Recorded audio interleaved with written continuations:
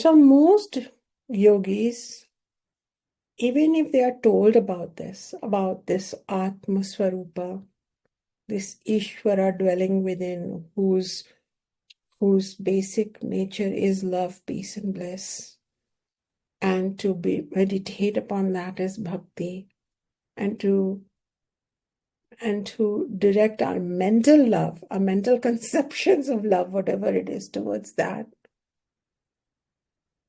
It's not easy for even some advanced seekers, because if their minds are not pure enough, they cannot cognize it. Like they might say, yeah, I'm feeling something and I'm feeling this light and I'm feeling that sound, but they cannot really embody that state of pure bhakti, pure love. Because acquiring only knowledge through satsang is not enough. Yeah, I heard this. I heard that. Yes, I've gone through that text. Oh, I know that. I've been studying that. Actual listening, then contemplation, then meditation. Actually, physically meditating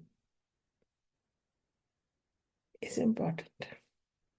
Yatanto yoginashchena pashyantatmanyavasthitam yatantopyakrtatmano nainam pashyanta chetasa. So in chapter 15, in verse 11, Ishvara, which Sri Krishna incarnate, says that, "O yogi," we are all yogis, you will not be able to realize the Atma, or you will not be able to realize me as Atma enshrined in your body. Please remember, Krishna is not the way they are showing in the images, It's all a lot of noise at that point. You have to understand the Bhagavad Gita as the voice of Ishvara.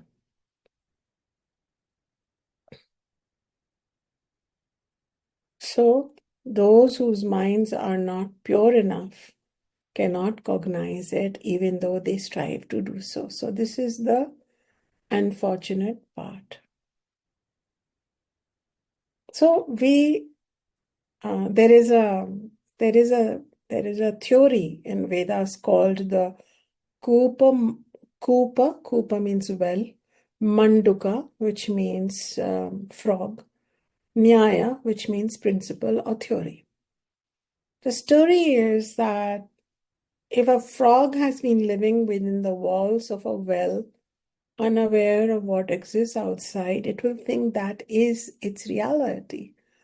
Once a frog from an ocean came into the well and told the frog of the ocean, and the ocean said, really, the well frog said, really, how big is the ocean? Is it like 3 times bigger, the well? Oh, way bigger. Is it 5 times? Oh, way bigger. Is it 10 times? Oh, way bigger. Is it 100 times bigger? You cannot even imagine. And then the well frog said, you're lying. You're a liar. How can anything be 1,000 times bigger than the well? This is a pretty big well. So that's because the well frog was so convinced that this other person was lying, because he had spent his whole life in this well and he could not cognize. His mind was full of the noise of what he had perceived, what he had imagined, what he had encountered.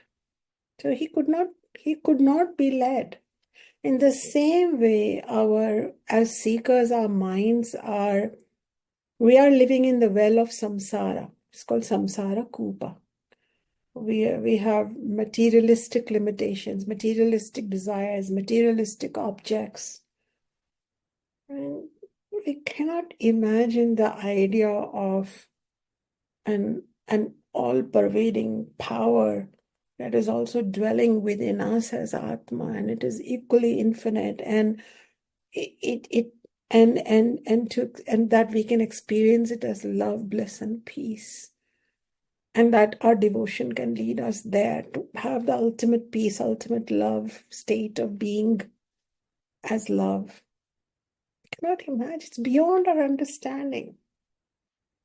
That's why we fall for things like, oh, I must repeat this mantra so many times, and I must light this candle so many times, and I must chant Hail Mary so many times, because it's solid, it's material, it's real.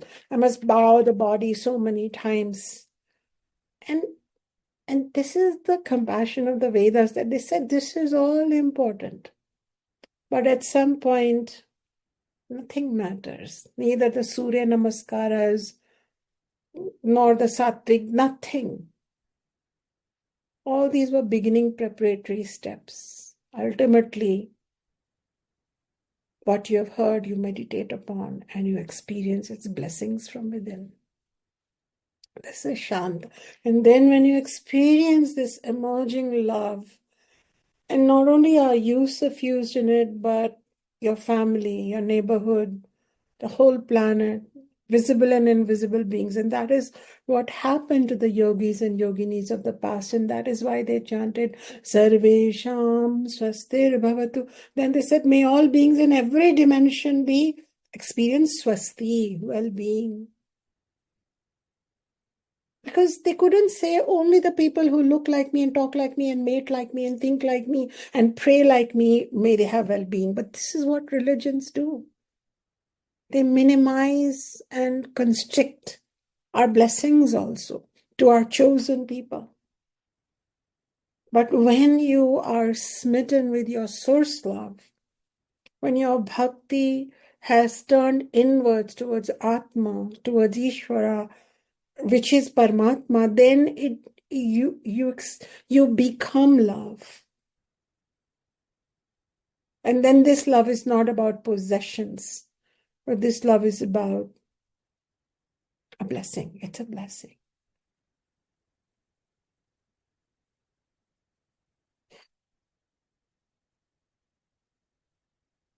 So then, ongoing for the next 1 or 2 sessions, we shall continue to explore Shantam Bhava, cultivating that ultimate Shanti, that ultimate peace. That peace comes from knowledge, which has been heard, but it is still heard, which has been churned. And as it churned, it cleared out some cobwebs, and then it's meditated and realized. That has turned into a realization. So bhakti entails becoming silent. Bhakti entails not necessarily having even an altar in your house. Bhakti entails then, or these Panchabhavas give us the permission to become that Param Bhakta. So with Bade Baba, my teacher's teacher, my great-grandfather, he was a great bhakta of the goddess, also a great yogi and a great rishi. And at some point, pretty early on, he let go of all rituals and he would just sit and stare at the sky. And his eyes would be closed at times it'd be open. And he would be in a state of extreme peace, and love and bliss emanated from him.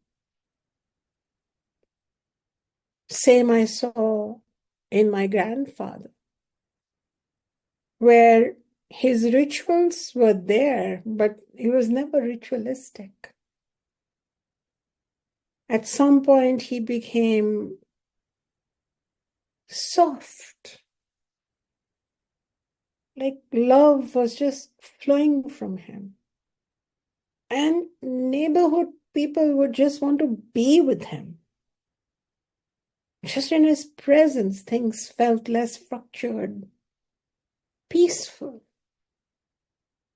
and blissful. And I've had the good fortune of heading towards that. So the reason I'm sharing that is to tell you that when bhakti is now from a non-dual perspective, then do not hesitate to close your eyes. And when you are connecting with Atma, you are not, it does not matter where your ego has been and what is its resume and how liked or disliked or approved or disapproved it is by society. We each have that brilliant fire burning. And this is where tapas is a word for burning. This is where, and we use tapas like bhakti is a tapas or vidya, gaining knowledge is a tapas. So you have to burn away those mental grasping conceptualizations of bhakti to be in this pure conscious remembrance of Ishvara outside and Ishvara within. Paramatma everywhere and Paramatma within. And this is the completion or culmination of the Bhakti Rasas.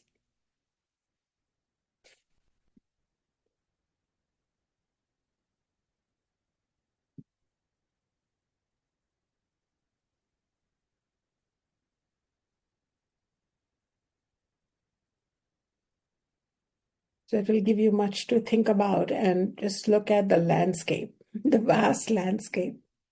But it helps to understand that there is such compassion and kindness in the journey from duality through qualified non-duality to complete non-duality. So how do we find God within? As a state of love, as a state of unassailable peace and uninterruptible bliss. That is how we find Ishvara within.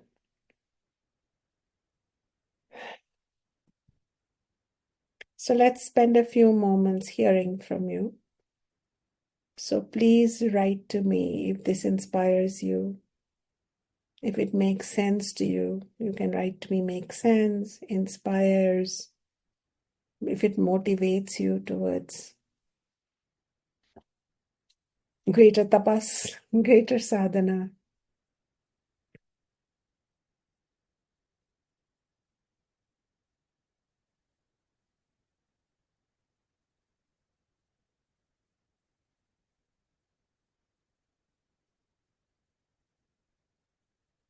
And you will now understand also that the reason I am changing some of my teaching style to include more text and more research around other references is so that you can have a deeper descent into these pathways.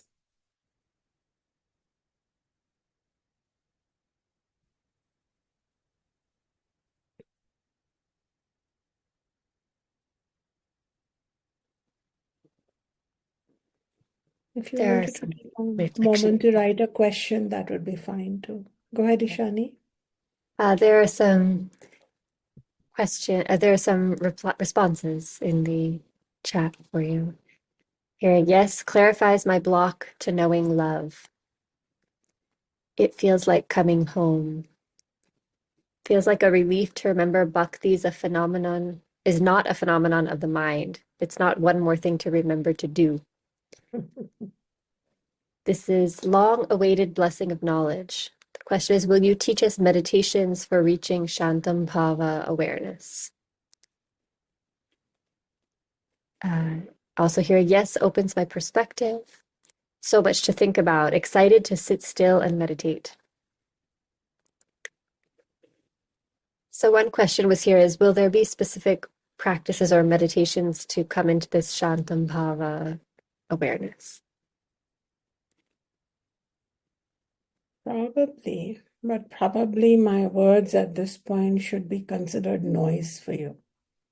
I think my work is to lead you to want to close your eyes and to pull away from all kinds of visualizations and imaginations, to just be aware of awareness itself. So I think I would be doing you a disservice if I took over and led you through something more than this. I think I've taken you up the mountain. I should just kind of push you to free fall at this point. But what I will keep doing till I can is continue to assist you in understanding that you don't have to believe your mind and you don't have to do everything it wants you to do or desire everything it wants you to desire. And that I'll keep doing. And then as you become quieter, at some point, instead of constantly grazing in samsara, this dense vibration of the worldliness, you will become more aware of the esoteric principle that is operating all over and within you. So instead of being in the matrix and being a person who is matrix driven, you will want to be quiet. Actually, this whole guided meditation business is just a business at some point. Meditation only happens spontaneously. So while I will also guide you, I'm not trying to demean myself or my colleagues. It's still like, come along, I'll lead you. But ultimately, my children, when you withdraw, when you drop enough because of listening and conviction in the teacher, and you drop, not just drop the world as in you kick all your relatives, but you take away all the investment, and then you just spontaneously go within with eyes open or eyes closed. You'll become more aware of the awareness, and you will experience a well-being emerge, a state of love emerge. And you will know it because it will it will change your mundane, dense functioning in the matrix. And as you become more aware of Ishvara within, through bhakti targeted within, the esoteric principle, the Ishvara principle becomes more active outside too. And you do lead a beautiful life, blessed life, a graceful life. It's not a life of, oh, I can't find this thing, so fill this for me, and I can't fulfill this, so fill this. No, you're doing your duty because you are a servant of that principle. You know that that principle is your body, it's not malevolent. You know that you're coming across this principle in the form of relatives, relationships, even romantic ones if you want. But ultimately, you find it inside you. And then I will chant, I will show you two ways. One is where you find this principle, the spiritual principle, the divine principle, the Ishvara principle outside you, universal and Atmic. So, yeah. So that is why I said that probably not. And probably I might, while I'm teaching, I might lead you through something. But at least I'm taking this moment to tell you that meditation is the natural, spontaneous evolution of knowledge. When you know that something lies inside you and not outside you, no matter where you go, what you do, who you worship, it is inside you. It is the closest inside you. Then you will want to spend a moment or two with yourself. Some of us spend an entire lifetime trying to escape their own self. But meditation becomes a way of life. Contemplation becomes a way of life. I hope this helps you. Tamara. Hari Om Tat Sat.